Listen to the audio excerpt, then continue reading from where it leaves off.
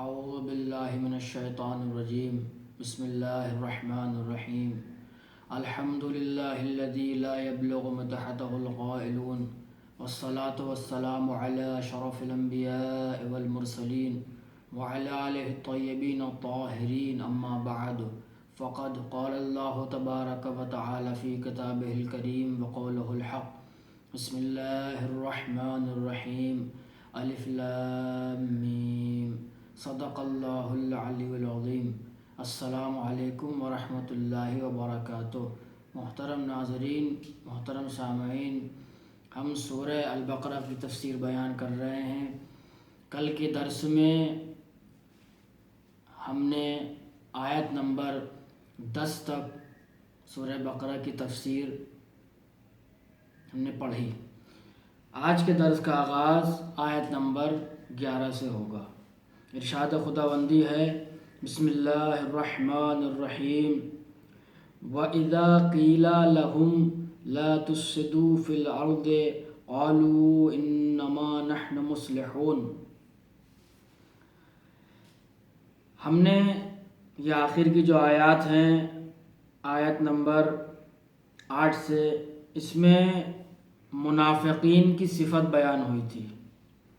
منافقین کی ایک اہم ترین صفت یہ بیان ہوئی تھی اس میں کہ یہ افراد جو ہیں دو روئی سے کام لیتے ہیں، یعنی دوسروں کو دھوکہ دینا چاہتے ہیں ہر مرحلے میں، اور اپنے آپ کو اعلیٰ اور بلند معاشرے میں لوگوں کے سامنے پیش کرنا چاہتے ہیں۔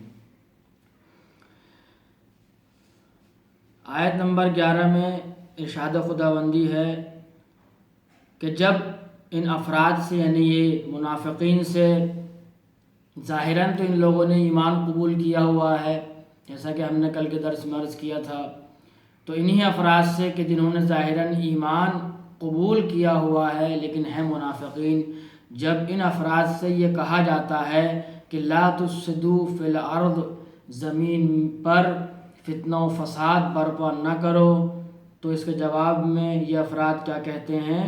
یہ کہتے ہیں کہ قالوا انما نحن مصلحون، ارے ہم فتنہ و فساد برپا کرنے والے لوگ نہیں، بلکہ ہم تو معاشرے میں اصلاح قائم کرنا چاہتے ہیں، لوگوں کے درمیان اصلاح کرنا چاہتے ہیں، لوگوں کی اصلاح کرنا چاہتے ہیں، معاشرے کی فلاح و بہبودی چاہتے ہیں، تمام افراد کی ترقی چاہتے ہیں، ہم تو امن کے پیامبر ہیں، ہم فتنہ و فساد برپا کرنے والے نہیں ہیں۔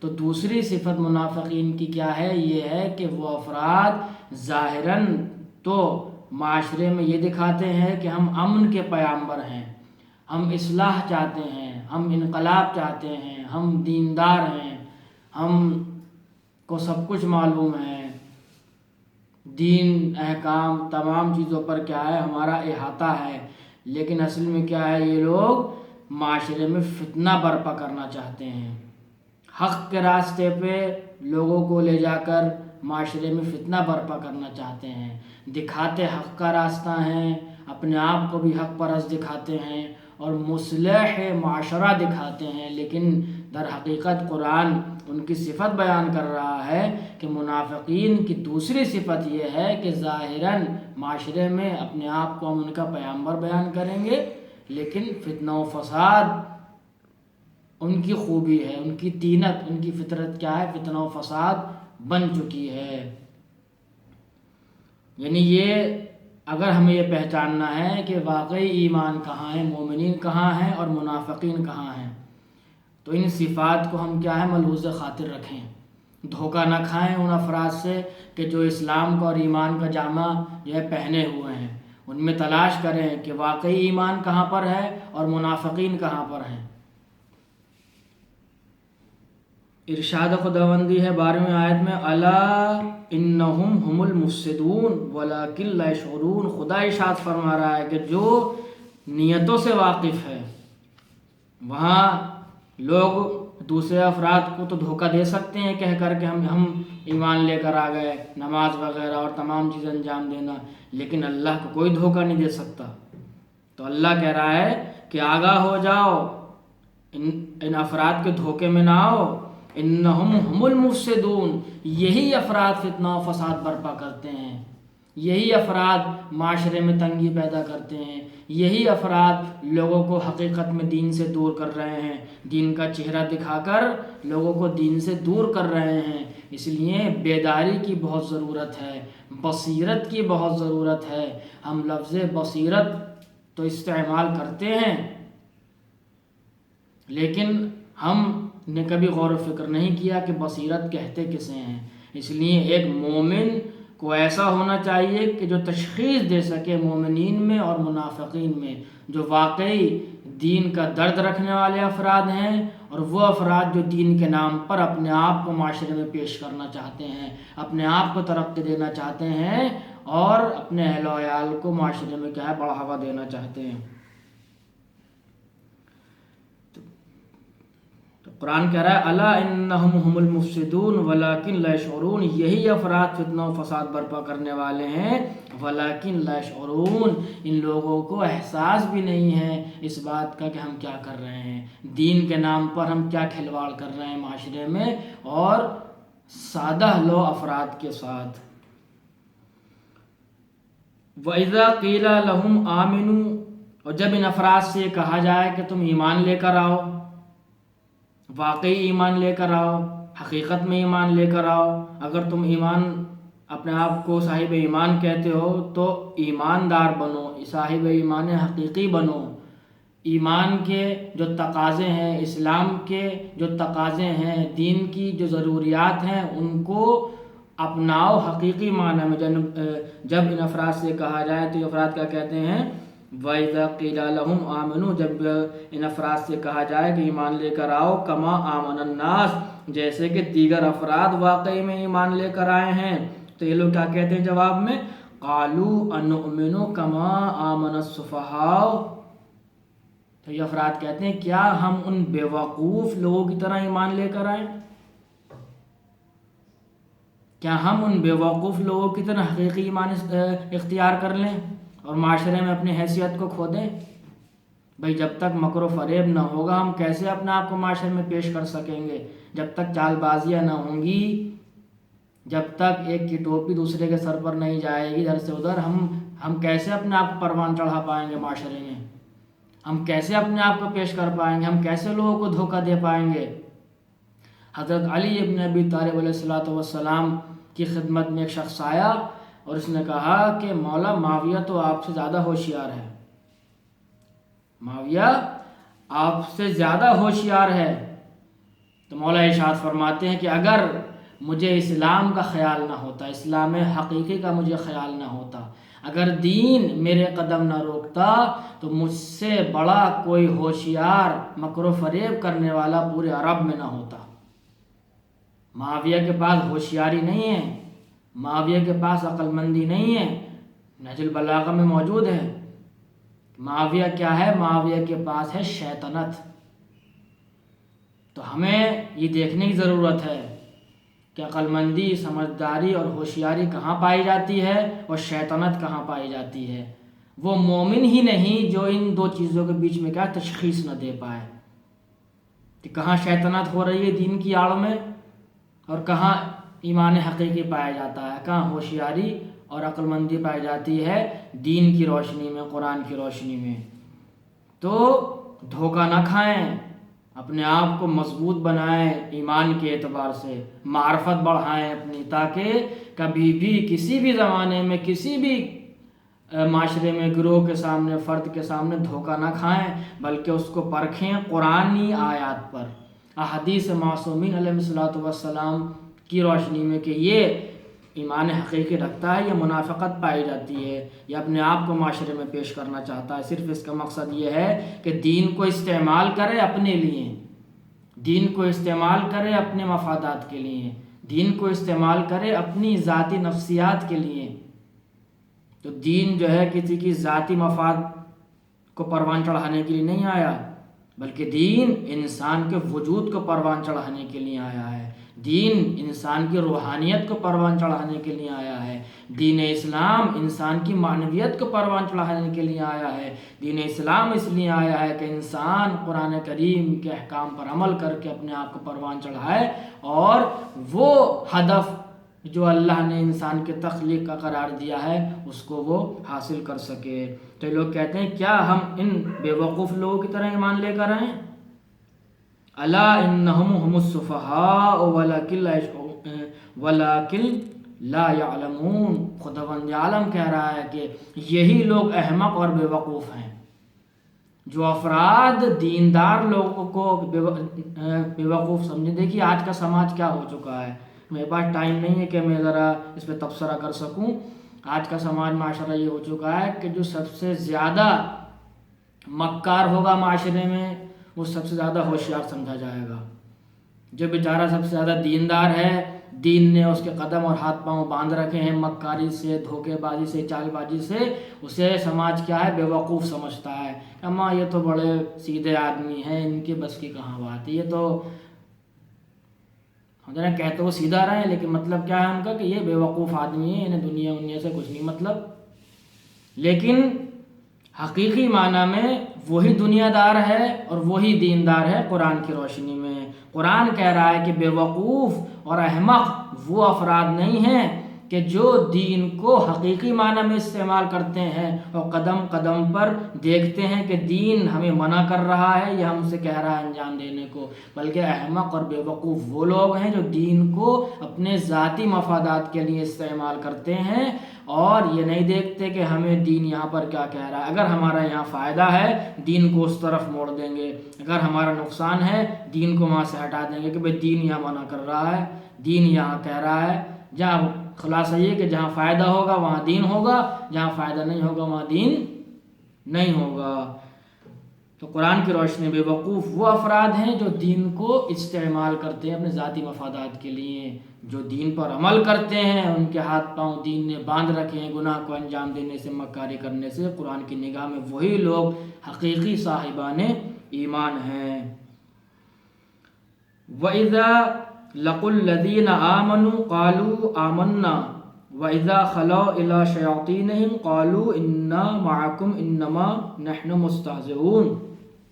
آیت نمبر 14 میں ارشاد ہے کہ وَإِذَا، یہی افراد، منافقین کی صفت دیکھیں کیا ہے، یہی افراد جو ایمان لے کر آئے ہیں ظاہراً، جب ان افراد کے پاس جاتے ہیں کہ جو صاحبان ایمان حقیقی ہیں، ان سے کہتے ہیں کہ ہم اللہ پر ایمان لے کر آئے ہیں، ہم رسول پر ایمان لے کر آئے ہیں، ہم قرآن کی تعلیمات پر عمل کرتے ہیں، ہم آپ کے ساتھ ہیں۔ جب جاتے ہیں کس کے پاس؟ صاحبان ایمان کے پاس، جن کے پاس کیا حقیقی ایمان پایا جاتا ہے۔ جب ان کی مجلسوں میں جا کر بیٹھتے ہیں، جب ان کی نشست میں جا کر بیٹھتے ہیں تو کہتے ہیں ہم آپ کے ساتھ ہیں، ہم صاحبان ایمان ہیں، ہم پوری قرآن کی تعلیمات پہ عمل کرتے ہیں، ہم سے بڑا کوئی قرآن کی تعلیمات پہ، دین پہ عمل کرنے والا نہیں پایا جاتا۔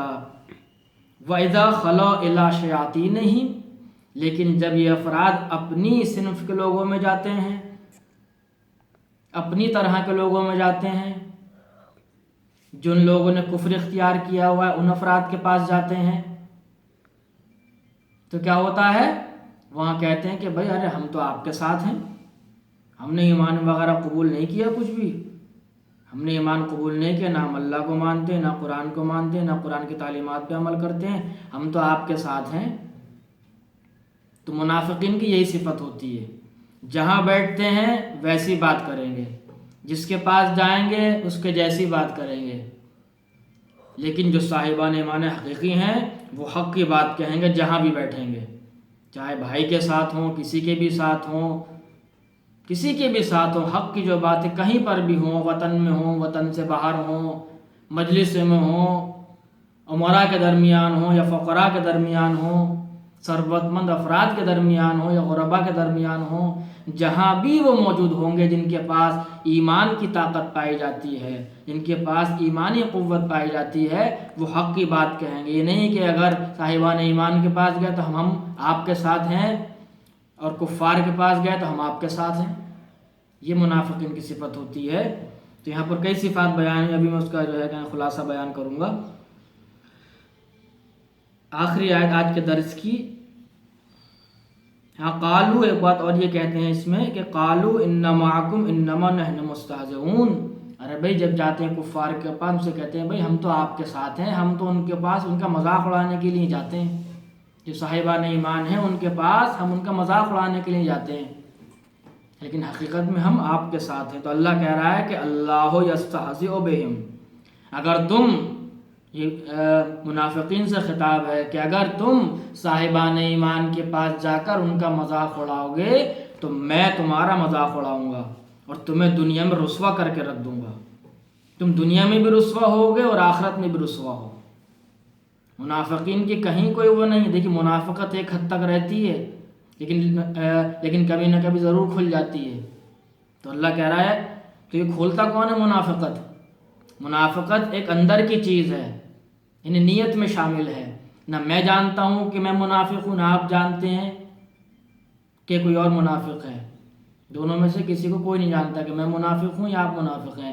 لیکن منافقت کے نفاق جو ہے وہ اللہ ظاہر کرتا ہے لوگوں کے اوپر. کہہ رہا ہے نا اللہ یستہزئ بہم، اگر تم صاحبان ایمان کے پاس جا کر ان کا مذاق اڑاؤ گے تو اللہ تمہارے نفاق کو اجاگر کرے گا لوگوں کے سامنے. اللہ تمہارا استہزاء کرے گا، تمہیں دنیا میں بھی رسوا کرے گا، ذلیل کرے گا، اور آخرت میں بھی تم رسوا اور ذلیل ہوگے، اور جہنم تمہاری کیا ہے؟ جگہ ہوگی. اللہ یستہزئ بہم ویمدہم فی طغیانہم، اور اللہ نے ان کو ان کی سرکشی میں ڈھیل دے رکھی ہے. ابھی جاؤ جتنی منافقت کرنا ہے کرو، جتنا گناہ کرنا ہے تم کرو. یعمہون، اور یہ قیامت تک اسی طغیانی میں سرگرداں رہیں گے، اپنے آپ کو ہوشیار سمجھتے رہیں گے، اور جب حساب و کتاب کا روز آئے گا تو ان کا اعمال نامہ ان کے سامنے آئے گا، تب ان کو معلوم ہوگا کہ ہم دنیا میں کتنے ہوشیار تھے اور یہاں ہم کتنے بے وقوف بن کے آئے ہیں. تو خلاصہ کر دوں میں کہ یہاں کیا منافقین کی صفت بیان. پہلی صفت منافقین کی یہ بیان ہوئی کہ یہ افراد کیا ہیں؟ اپنے آپ کو معاشرے میں اچھا پیش کرتے ہیں، ہمیشہ آگے رہنا چاہتے. دیکھیے آگے رہنا اچھی چیز ہے، اس میں کوئی بری بات نہیں ہے، لیکن منافقت نہیں ہونا چاہیے. اللہ کو دھوکہ دیتے ہیں، قول سے کچھ کہتے ہیں، عمل سے کچھ کرتے ہیں. یہ کیا ہے؟ اللہ کو دھوکہ دیتے ہیں. دوسری صفت ان کی یہ ہے کہ یہ کیا ہے؟ فتنہ و فساد برپا کرتے ہیں معاشرے میں. ظاہراً دین کا پرچم لیں گے، دین کا دامن تھامیں گے، لیکن دین کی آڑ میں کیا ہے؟ معاشرے میں فتنہ و فساد برپا کرتے ہیں. اور تیسری صفت یہ ہے ان لوگوں کی کہ جن افراد کے پاس حقیقی ایمان پایا جاتا ہے، جو ایمان پر عمل کرتے ہوئے مکاری نہیں کرتے، جس کی ٹوپی اس کے سر نہیں کرتے، حق کی بات کہتے ہیں، سیدھی بات کہتے ہیں اور ایک بات کہتے ہیں سب جگہ. جو بات حقیقی ہے وہی بات کیا ہے؟ سب جگہ کہی جائے گی. تو یہ کیا ہے؟ ان افراد کو بے وقوف سمجھتے ہیں، اپنے آپ کو عقل مند سمجھتے ہیں. تیسری صفت ہے ان لوگوں کی. چوتھی صفت یہ ہے ان لوگوں کی کہ جس کے پاس جائیں گے اس کی جیسی بات کریں گے، بھلے ہی وہ کیا نام ہے حق کے خلاف بات کر رہا ہو، دین کے خلاف بات کر رہا ہو، شریعت کے خلاف بات کر رہا ہو، کیونکہ وہ ناراض نہ ہو جائے، یہ ناراض نہ ہو جائے، وہ ناراض نہ ہو جائے. یعنی صاحبان ایمان بھی ہم سے خوش رہیں اور اہل کفر اور جو کافرین ہیں وہ بھی ہم سے خوش رہیں. یہ صفات. اور